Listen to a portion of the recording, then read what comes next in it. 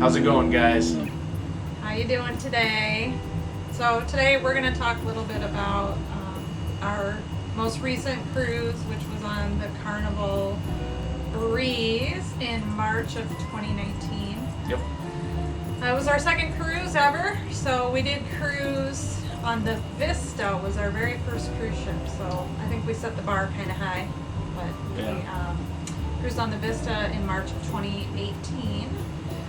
So we really have only those two to compare. We did not vlog our Vista adventures, but we did our Breeze adventures, and hopefully you've seen all those by now. So you've seen some of our adventures. So we talked a little bit about like pros and cons on the ship and differences and similarities between like the Vista and the Breeze and our experience with that. So we're going to talk a little bit about that tonight, you guys.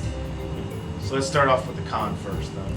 So what was the first con? The first con we talked about was the specialty dining at the Bonsai Sushi.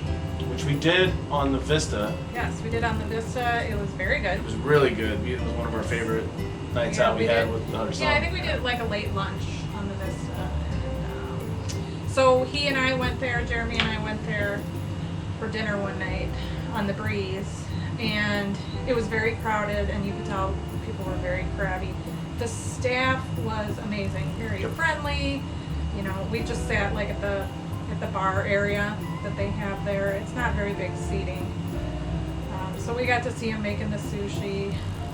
We had the miso soup, which was good as usual, and of course it's kind of hard to mess up ginger salad, so that was good as well. Salad with the ginger dressing on it, and that's always, like you said, hard to mess up. So. And then I can't remember if we got just like a California roll or a spicy. I got a California, and I believe you did the spicy tuna or something similar to that. And it was almost the exact order we had on when we did when we went there on the Vista. Okay. But this time, I was amazed. It was probably some of the, I hate to say it, worst sushi I had in a long time. Yeah, it just, I don't even know. It was very. Rice was mushy. Yeah. The fish did not taste fresh at all. It just didn't taste. I mean, of course it tastes like fish, but it was just the texture and really more like the smell and taste of the fish. It just didn't taste fresh. And I mean, we're on a cruise ship. I get that it's not like 24-hour-old sushi fish coming out of the ocean, but. We chose not to actually even finish that, to be honest with you, because I was a little finish worried the about sushi. We didn't think it was that good. It was not even edible, really. So we'll leave it at that. That was a minor thing, in my opinion. We might have just caught her on a bad night. I'm not sure what happened. But like we said, the staff was great and the atmosphere was great, so we still had a good time. Yeah. So let's switch over to a pro. How about that? So what's our first pro? Our first pro we talked about was the access to the thermal spa suites. So we had a spa balcony, and we had access to the thermal room. So that's like the steam room, the dry steam room, the extra steam room, and there's like a therapy spa. It's like a hot tub, a private hot tub up in the spa that only spa if you're paid for access to the spa for the day, or if you're a spa cabin. Correct. Which I believe is like floors 11 and 12. We were on 12. So that was great. Yeah, one of the, we tried to use it as much as possible. It was a really good recovery for a day after a heavy drinking for me. I remember that. We overdid it one day specifically. Good little warm napping spot when it was so windy that they closed most of the decks. Yeah. So we hung out at the spa. So we'll probably do it again. I really dug it. It's just it's a cool little getaway. Even if you only use it for an hour, to me it's worth it. So. Yeah. One thing that they did for the spa balconies is they had individual like shampoo, a conditioner, a body wash, and a hand soap, and they'd refill them. And we used those, and that was great for us because we didn't have to pack them, and we fly to the port, so that was great. But that new Carnival policy that they have on plasticware because of the whole pollution lawsuit. I don't know if you heard about that, but I read somewhere that they were going to eliminate those. So that might not be a perk of a spa cabin anymore. So I'm curious how they'll handle that, because that's kind of a nice little perk. Nice Maybe to have. it'll just be something that they don't. We also get robes and stuff like that. We didn't even, I don't think we ever took them out of the closet even, so. Yeah, so we definitely like that. We did not do that on the Vista, and the spa was very nice. And we didn't even visit the spa on the Vista. So, Yep. yeah, it's very okay, one thing that we noticed. Okay, so next con would be not. We just noticed that there weren't as many staff as there were on the Vista. Now, granted, obviously the Vista is a bigger ship, so there's going to be less staff on the Breeze. But it did seem to us like there were just some bars, like the Serenity Bar, where there was only one bartender all the time, and so it was kind of bizarre. Difficult to get a drink. Yeah, it was just hard to get a drink. It's a very busy place on any ship, I think. So there was that. So we just kind of noticed that the staff was not as many as on the Vista. And meaning, like, if you were at a bar, from my memory from the Vista, you know, if it's getting busier, there would be a third bartender there.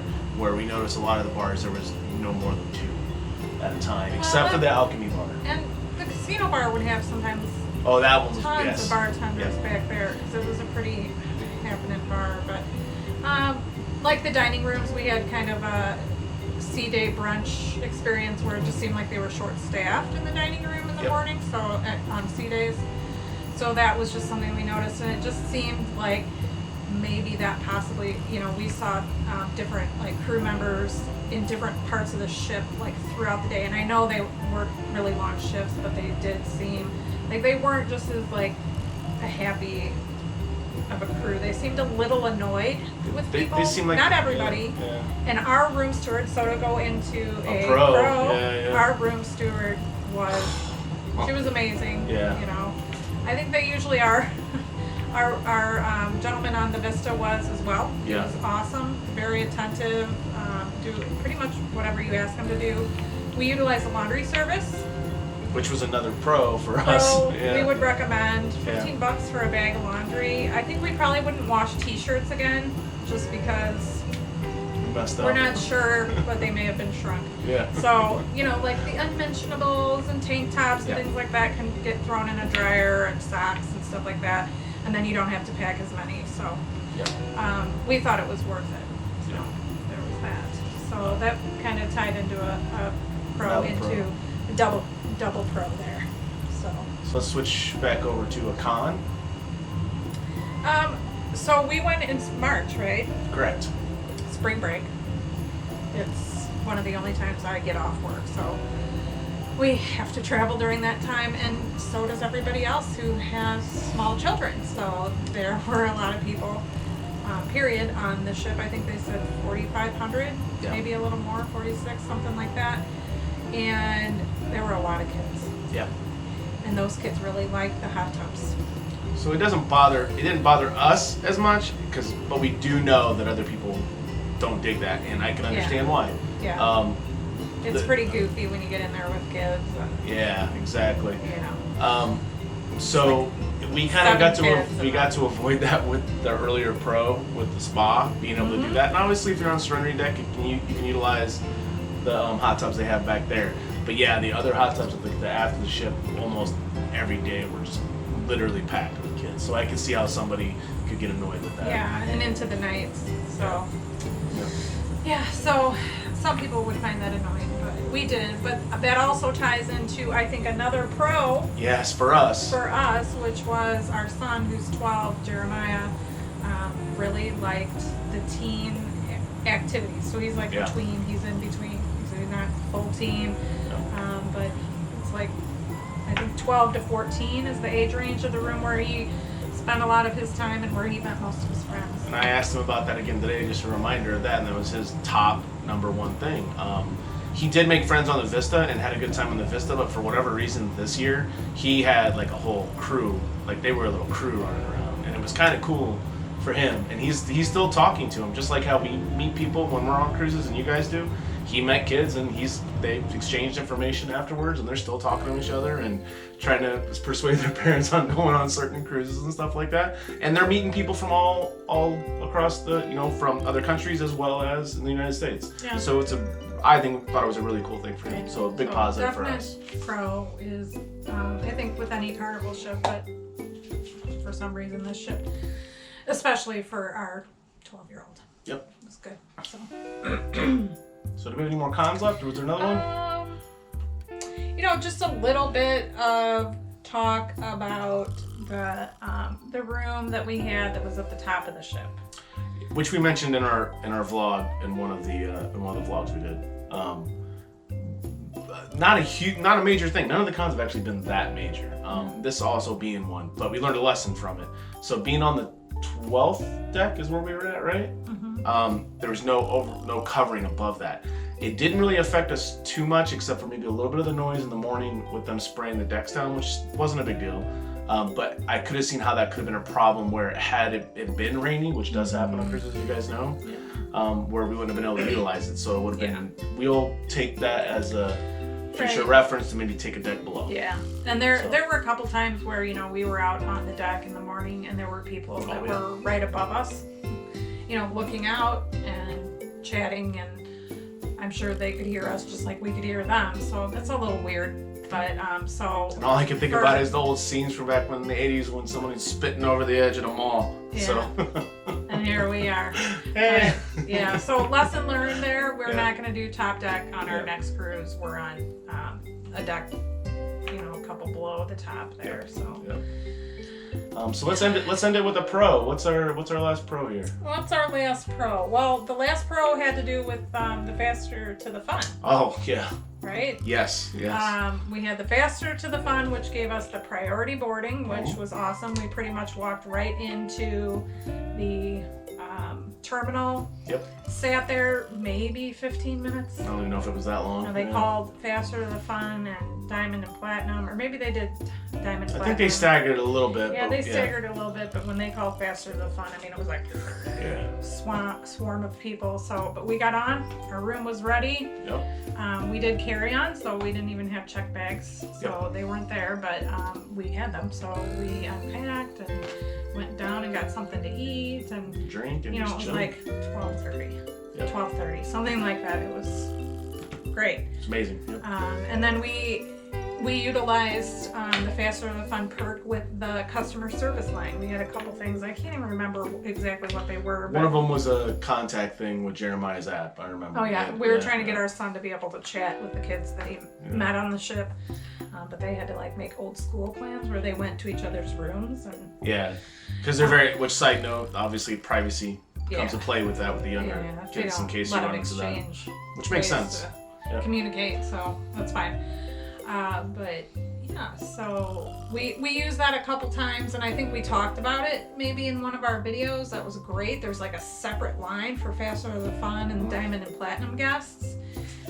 And we use that line a couple times, and you basically get in front of everyone else. Worth it right there, because you're not standing in line, although we did get yelled at about that. Somebody didn't understand what she didn't know. The second line was, so it wasn't a big deal. She thought we were cutting. So we were just nice about it and let her know when everything was okay.